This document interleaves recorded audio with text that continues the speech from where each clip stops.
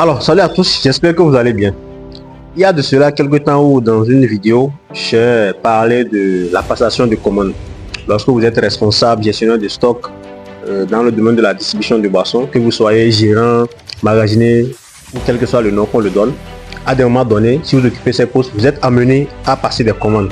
Alors aujourd'hui, je vais vous montrer un peu un processus, mais le processus par lequel nous passons souvent avant de passer les commandes, ce qui se cache derrière l'acte même de passer les commandes.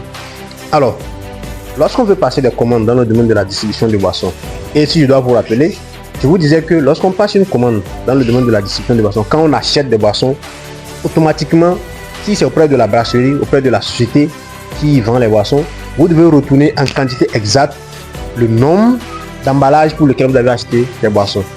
Donc je prends un exemple, si vous avez passé une commande qui fait 1000 casiers ou bien 1000 caisses de boissons, lorsque la brasserie va vous livrer, vous devez retourner en contrepartie 1000 casiers d'emballage vide, c'est-à-dire d'emballage ne contenant pas de boissons.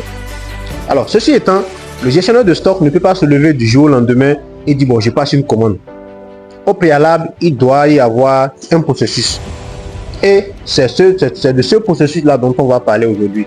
Bien évidemment, ce n'est pas ce que je vais vous montrer ici n'est pas d'ordre général, mais je pense que ça figure quand même dans le processus parce que ça dépend de la taille de la structure dans laquelle vous travaillez. Mais tant que ça concerne le domaine de la distribution de boissons, voilà un peu ce que ça se passe. Alors, la première étape d'abord, c'est que dans votre magasin, il va falloir d'abord étudier les produits qui sont en rupture. D'ailleurs même, en tant que bon gestionnaire, vous ne devez même pas attendre que les produits finissent complètement dans votre magasin. Il y a une logique contractuelle et une logique de gestion de stock qui vous amène à ne pas laisser ou bien à ne pas faire face aux ruptures. La logique contractuelle dit que tous les distributeurs, je parle précisément beaucoup plus au Bénin, je parle du Bénin, tous les distributeurs doivent avoir en quantité dans leur magasin un nombre minimal de stock pour chaque produit. Ça, c'est une logique contractuelle, c'est-à-dire dans le contrat entre la brasserie et la société qui vend des boissons, c'est-à-dire le distributeur agréé plus précisément.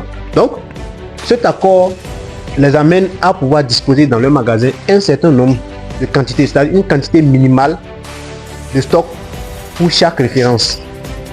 Et la logique de gestion de stock dit que le gestionnaire de stock ne doit pas attendre faire face aux ruptures de stock avant de pouvoir lancer la commande. Donc, dès lors que vous êtes dans votre magasin, la première étape est de constater déjà la diminution des produits dans votre magasin. Et dès lors que ça diminue, automatiquement, quand les produits diminuent dans votre stock, c'est que vos emballages doivent augmenter normalement. Donc, dès lors que vous commencez par constater que les produits diminuent, automatiquement vous devez songer à planifier la passation d'une commande. Alors, avant de passer une commande, dès que vous constatez déjà que le magasin commence par être vide, la deuxième étape, c'est de venir constater le nombre d'emballages disponibles. Parce que comme je vous l'ai dit, sauf si vous avez un accord spécifique avec la brasserie, vous n'allez passer qu'une commande en fonction des emballages que vous avez comme disponibilité. Donc c'est votre stock d'emballage disponible dans votre quai qui va vous permettre de passer une nouvelle commande. Donc après avoir constaté la diminution des produits dans votre magasin, vous venez maintenant dans votre quai. Bien évidemment, pour les grandes structures, il y a ceux qu'on appelle des chefs quais. Ce sont des responsables qui gèrent le stock des emballages vides. Donc le magasinier peut faire appel au chef quai pour lui demander quel est le stock d'emballage vide dont que nous avions en disponibilité au quai. Et en collaboration avec le chef quai pourra lui donner les quantités exactes. Et en fonction de ça, il pourra savoir comment est-ce qu'il faut passer les commandes. Au Bénin, ici par exemple, nous avons plusieurs types de palettisation. Un camion peut charger 24 palettes. Un camion peut charger également 32 palettes. Le nombre de casiers dans chaque palette aussi diffère. Donc, on vient au quai. Ça ici par exemple, moi je vais passer une commande, je suis en rupture. Je viens d'abord au quai pour venir constater moi-même en tant que gestionnaire de stock. Bien évidemment que j'ai quelqu'un qui s'occupe de la gestion des emballages, mais je viens moi-même sur le quai et comme je voudrais vous montrer l'exemple, je viens sur le quai et je constate. Là maintenant par exemple, compte tenu de la manière dont nous faisons notre palettisation, lorsque vous regardez ici par exemple, pour nous, c'est que ceci constitue déjà une palette. Parce que nous savons combien de casiers font une palette. Combien de casiers constituent plutôt une palette. Donc, cette ligne que vous voyez là, d'ici jusqu'à la fin, ça fait déjà une palette. Vous voyez, et comme les commandes ne se passent qu'en termes de palette, donc on parle ici en termes de palette, pas en termes de casier. Donc ici, ça fait déjà une palette. Donc là, ok, par exemple, j'ai pratiquement 1, 2, 3, 4, 5, 6, 7, 8, 9, 10. Donc je constate que ici, par exemple, j'ai 10 palettes pleines. Donc ça veut dire que c'est déjà trié, ce sont des casiers qui sont déjà triés, palettisés. Donc j'ai 10 palettes pleines. Et ici, je dirais, j'ai 3 palettes en cours de formation. Donc ça, c'est les casiers de petit format. Parce qu'au Bénin, ici, nous avons 3 types de formats. Nous avons les casiers de 24 trous, nous avons les casiers de 12 trous et les casiers de 20 trous. Donc ici, par exemple, voilà, j'ai 10 palettes déjà pleines et 3 palettes en cours de formation. Donc ici, j'ai déjà noté le nombre de palettes que j'ai. Ensuite, étant donné que je ne peux pas passer uniquement que cette catégorie de bouteilles comme commande, il y a aussi les grosses bouteilles. Donc je fais la même chose également. Ici aussi, quand je regarde, je comptabilise, je sais pratiquement combien de casiers, combien de palettes font ce regroupement de casiers. Vous constatez avec moi. Donc je viens également, je fais la même chose. Donc là également, quand je regarde ici, je sais pratiquement le nombre de casiers qui se trouvent. Et je sais pratiquement ce nombre de casiers là équivaut à combien de palettes. Donc ça me donne en même temps une idée de la disponibilité en termes de palettes, de ce que j'ai comme stock disponible en emballage. Également, je continue parce que c'est compte tenu de votre quai que vous allez faire ce que je suis en train de dire. Ici également, je constate aussi le nombre de casiers qui sont disponibles. Donc, l'exercice en fait, c'est quoi l'objectif? L'objectif, c'est de vous permettre de venir, vous devez venir sur le terrain et venir constater quelle est votre disponibilité. Et en fonction de cette disponibilité, comment est-ce que vous allez passer les commandes.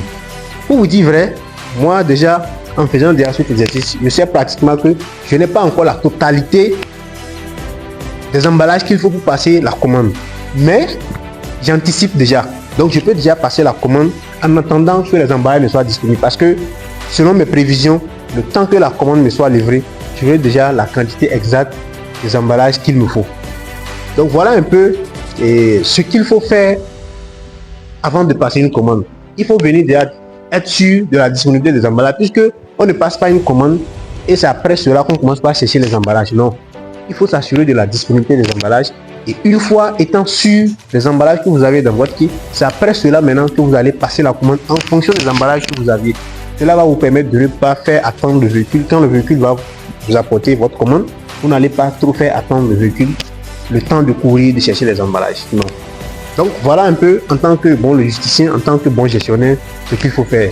Je pense que tous ceux-là qui sont dans le domaine de la distribution du boisson ont une idée et savent déjà.